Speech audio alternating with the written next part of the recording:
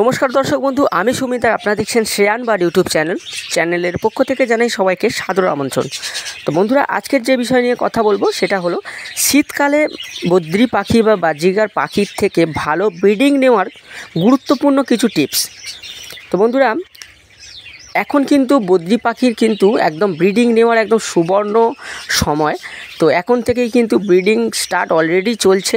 তো এখন শীতকাল, খুব ভালো পাখি অলরেডি ব্রিড করে। তো এই সময় কিন্তু পাখির থেকে খুব ভালো ব্রিড নিতে গেলে যে কয়েকটি গুরুত্বপূর্ণ পয়েন্ট আপনাদের সাথে আমি শেয়ার করব, যেগুলো একদম প্রাকৃতিক উপায়, কোনো মেডিসিন নয়, একদম প্রাকৃতিক ন্যাচারালি উপায়।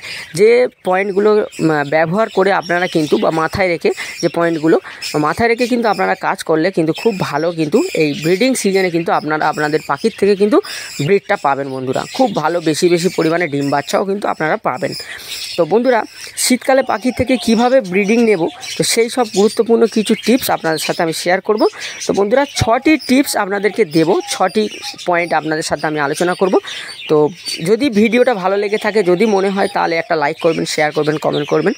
আর যারা চ্যানেলে নতুন এসেছেন, তো প্লিজ চ্যানেলটাতে সাবস্ক্রাইব করে রাখুন, পাশে থাকা বেল আইকনটা টিপে দিন, যাতে করে নতুন ভিডিও আপলোড করলে আপনাদের কাছে পৌঁছায় এবং আপনারা পেয়ে কিছুটা উপকার পেতে পারেন। আর যে সকল দর্শক বন্ধু অলরেডি আমার চ্যানেলকে সাবস্ক্রাইব করে রেখেছেন, তো তাদেরকে জানাই অসংখ্য ধন্যবাদ বন্ধুরা। তো বন্ধুরা, বদ্রি পাখি ভালো লাগে না এরকম পাখি প্রেমিক নেই বললেই চলে। তো যেমন পাখির অ্যাক্টিভিটি, তেমন কিন্তু পাখির কালার, সৌন্দর্যের দিক থেকে কিন্তু বদ্রি পাখি খুবই ভালো পাখি, খুব সুন্দর লাগে দেখতে ওদেরকে। এবং অনেক বন্ধুরাই আছেন যারা কিন্তু বদ্রি পাখি পুষতে খুব পছন্দ করেন। তো ভিডিওটা তাদের জন্য কিন্তু খুবই ইম্পর্টেন্ট একটা ভিডিও বন্ধুরা, যারা এবং নতুন পাখি পুষছেন, পাখির থেকে ব্রিড নেবেন এই সিজনে, তো তাদের জন্যও কিন্তু খুব ভালো একটা ভিডিও বন্ধুরা। পয়েন্টগুলো মনোযোগ সহকারে যদি শোনেন, তো আপনাদের পাখিরও কিন্তু খুব ভালো কিন্তু ব্রিড পাবেন, যেমনটা কিন্তু আমার পাখিদের আপনারা দেখতে পাবেন। তো আমার ভিডিওতেও যারা দেখেছেন তারা তো জানেন কেমন ব্রিড হয়, এবং যারা নতুন দেখছেন তারা ভিডিওটা পুরো দেখুন, তো বুঝতে পারবেন যে কত সুন্দর ব্রিড আমার পাখির হয়ে থাকে। তো এইভাবেই কিন্তু আমি কাজ করি আমার পাখির কেজে, এবং এই পয়েন্টগুলো মেনেই কিন্তু আমি কাজ করি। তো আপনাদের সঙ্গে সেই পয়েন্টগুলোই কিন্তু শেয়ার করছি।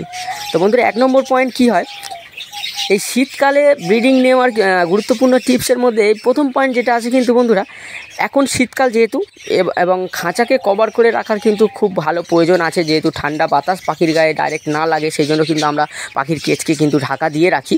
তো বন্ধুরা, খাঁচার 3 দিকটা কভার করে রাখুন, খাঁচার 3 দিকটা কভার করে রাখুন, ফ্রন্ট সাইডটা বাদ দিয়ে। তো 3 দিকটা অল টাইম কভার করে রাখুন, যাতে ঠান্ডা বাতাসটা আপনার পাখির গায়ে ডাইরেক্টলি না লাগে।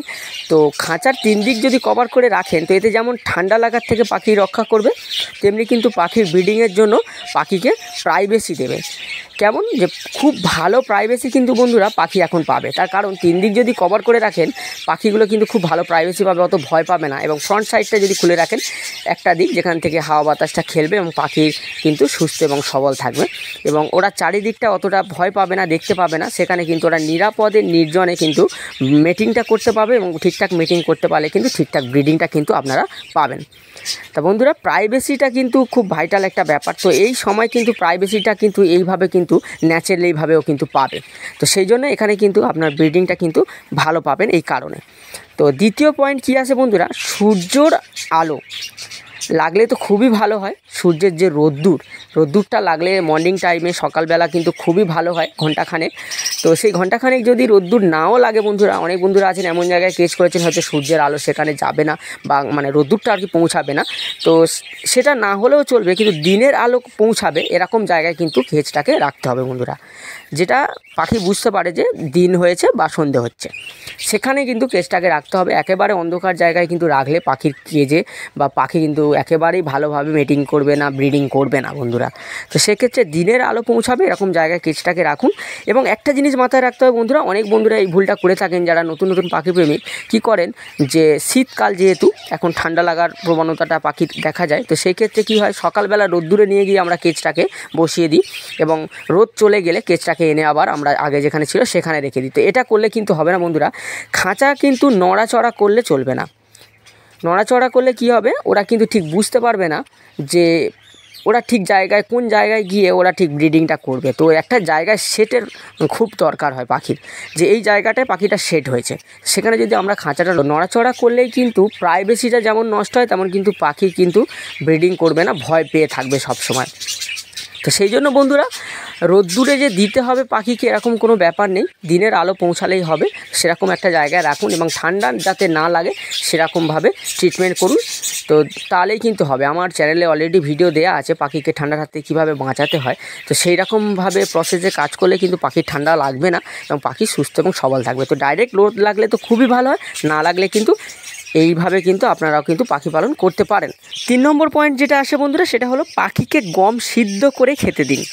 তো বন্ধুরা তার সাথে মাঝে মধ্যে ছোলাও দিতে পারেন এবং মুগ কড়াইও দিতে পারেন। তো বন্ধুরা সব ফুড কিন্তু আমরা অল টাইম ব্যবহার করি পাখির ক্ষেত্রে এবং সব ফুড একটা গুরুত্বপূর্ণ খাবার এই ব্রিডিং সিজনের সময়। বদ্রি পাখি বলুন বা জিগার পাখির বলুন, যে কোনো পাখির ক্ষেত্রে কিন্তু সব ফুড কিন্তু খুব গুরুত্বপূর্ণ একটা খাবার, যেখানে কিন্তু অনেক ভূমিকা পালন করে এই ব্রিডিং সিজনের সময়। তো সেখানে আমরা সব ফুডটা দেবো। তো গম সিদ্ধ করে পাখির কিন্তু দিতে হবে। গম সিদ্ধ কিন্তু পাখির খুব একটা প্রোটিনযুক্ত খাবার, যেখানে কিন্তু ব্রিডিংয়ের উপরে খুব ভালো কিন্তু এফেক্ট করে বন্ধুরা, খুব ভালো কিন্তু ব্রিডিং পাওয়া যায় পাখি থেকে।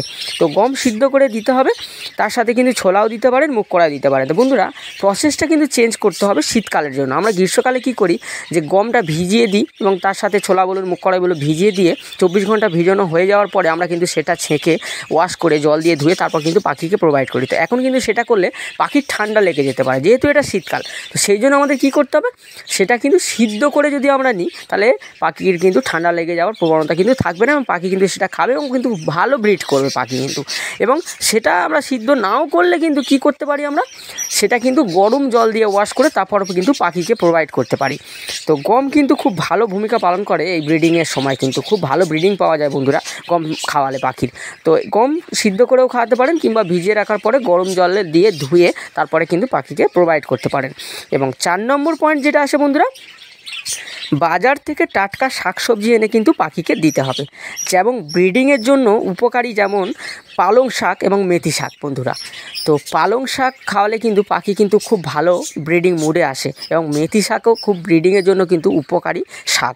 তো বন্ধুরা এগুলো ন্যাচারালি কিন্তু এই শাক কিন্তু বাজার থেকে এনে ভালো করে ধুয়ে নিয়ে তারপরে কিন্তু পাখিকে দিতে হবে অতি অবশ্যই। তার কারণ কিন্তু যে কোনো শাকসবজি বলুন, যে কোনো সবজি বলুন, এখন কীটনাশক ইউজ করা হয়। তো কীটনাশক ইউজ করার কারণে আমরা যদি পাখিকে ডাইরেক্টলি সেটা দিয়ে থাকি তো সেখানে আমাদের কিন্তু সমস্যা হতে পারে পাখির ক্ষেত্রে। তো সেই জন্য আমরা ধুয়ে তারপরে কিন্তু পাখিকে প্রোভাইড করব বন্ধুরা। তো পালং শাক মেথি শাক খুবই কিন্তু উপকারী ব্রিডিংয়ের ক্ষেত্রে, কিন্তু পাখি কিন্তু দিলে এমনি ওরাই নিজেরাই খাবে কিন্তু বন্ধুরা। কিন্তু পরিমাণ মতো দিতে হবে, এই নয় যে খুব বেশি এবং এই নয় যে খুব কম। খুব বেশি দিলে কিন্তু বন্ধুরা পটি করার সম্ভাবনা থাকে, যেহেতু শরীর হিট করে এই খাবারগুলো।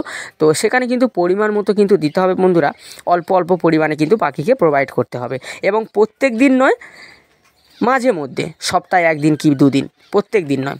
তো এবং যেটা আমি সব ফুডের ব্যাপারে বললাম যে গম সিদ্ধ ছোলা সিদ্ধ এগুলো কিন্তু প্রত্যেক দিন নয় বন্ধুরা, কিছু কিছু দিন, যে সপ্তাহে একটা শিডিউল তৈরি করতে হবে। তো আমার চ্যানেলে অলরেডি অনেক ভিডিও এরকম দেওয়া আছে বন্ধুরা, কোন দিন কী সব ফুড দিতে হয় সেগুলো সব আপনারা দেখতে পারেন। ভালো লাগলে আপনারা অবশ্যই দেখবেন, তো বুঝতে পারবেন ভালোভাবে।